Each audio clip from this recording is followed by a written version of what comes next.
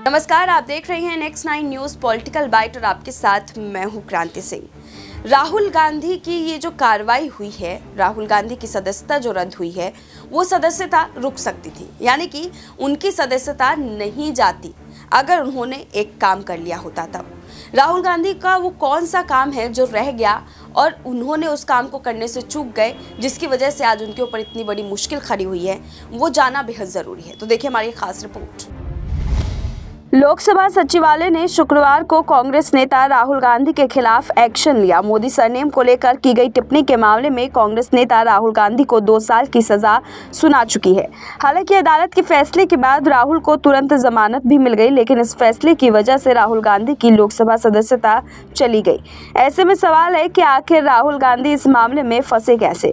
क्या इसके पीछे बीजेपी है? तो सच ये है कि इसके पीछे बीजेपी नहीं है, बल्कि इसके पीछे वकीलों की वो टीम है जो इस मामले में राहुल गांधी की पैरवी कर रही थी। ऐसे में लगता है कि इन्हीं वकीलों की वजह से राहुल गांधी इस मामले में इस कदर फंस गए कि उन्हें अपनी संसद की सदस्यता तक गंवानी पड़ी। मानहानि के जो कानूनी मामले होते हैं, उनमें से ज्यादातर मामले जो है वो यहाँ पर निपटारा किया जा सकता है एक माफी के साथ ही। जी हाँ, मानहानि के जो कानूनी मामले होते हैं, उनमें से ज्यादातर मामलों का निपटारा माफी के साथ ही हो जाता है। और इस मामले में भी अगर राहुल गांधी ने माफी मांग ली होती तो शायद अदालत में ही इस पर कोई समझौता हो जाता और तब अदालत राहुल गांधी को ना तो दोषी करार देती और ना ही इसकी वजह से उनकी संसद की सदस्यता रद्द होती। दरअसल ये सब कुछ सिर्फ इसलिए हुआ क्योंकि राहुल गांधी सूरत की अदालत में 3 बार पेश हुए और तीनों बार में से एक बार भी उन्होंने अदालत में ये नहीं कहा कि वो अपने बयान के लिए माफ़ी मांगते हैं, जबकि ऐसा नहीं है कि इससे पहले उन्होंने कभी मानहानि के मामलों में माफ़ी नहीं मांगी है। इससे पहले 2019 में उन्होंने प्रधानमंत्री मोदी के लिए चौकीदार चोर है का जो नारा लगाया था, उसके लिए सुप्रीम कोर्ट में उन्होंने 3 बार माफ़ीनामा पेश किया था। और इसमें से जो अंतिम माफ़ीनामा था, इसमें राहुल गांधी ने चौथे पॉइंट में ये लिखा था कि वो बिना शर्त अपने इस गलत बयान के लिए माफ़ी मांगते हैं। इस मामले में सुप्रीम कोर्ट में राहुल गांधी के वकील अभिषेक मनु सिंघवी थे और उन्होंने तब राहुल गांधी जो सलाह दी, उसकी वजह से राहुल गांधी माफ़ी मांगकर इस केस से मुक्त हो गए थे। राहुल गांधी ऐसा ही कुछ इस मौजूदा मामले में भी कर सकते थे, लेकिन शायद उनके वकीलों ने इस बारे में उन्हें सलाह ही नहीं दी कि वो माफ़ी मांगे। इसी वजह से राहुल गांधी इस मामले में फंसते चले गए और अब वो उसकी वजह से सांसद से पूर्व सांसद बन गए हैं।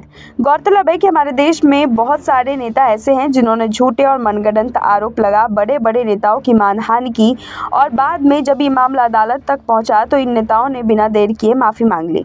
माफ़ी के साथ इन नेताओं ने अदालत में खड़े होकर ये भी माना कि उनके ऊपर आरोप जो है वो गलत थे।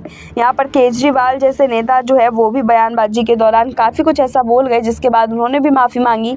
लेकिन राहुल गांधी ने भी इससे पहले जब माफ़ी मांगी थी मानहानि मामले में, तो इस बार उन्होंने मानहानि मामले में जो है माफ़ी क्यों नहीं मांगी, ये अपने आप में एक बहुत बड़ा सवाल बन करके उभर रहा है। तो देखा आपने कि राहुल गांधी की सदस्यता को लेकर के जो है एक ऐसा पॉइंट आया था जिस वक्त वो पूरे इस मामले को निरस्त कर सकते थे, लेकिन अब देखिए कि यह मामला इतना ज़्यादा बढ़ चुका है कि राहुल गांधी की सदस्यता 2 साल के लिए रद्द कर दी गई और आगामी 6 साल के लिए जो है वो चुनाव भी नहीं लड़ सकते। ऐसे में 8 साल की सज़ा जो है उनको हो चुकी है।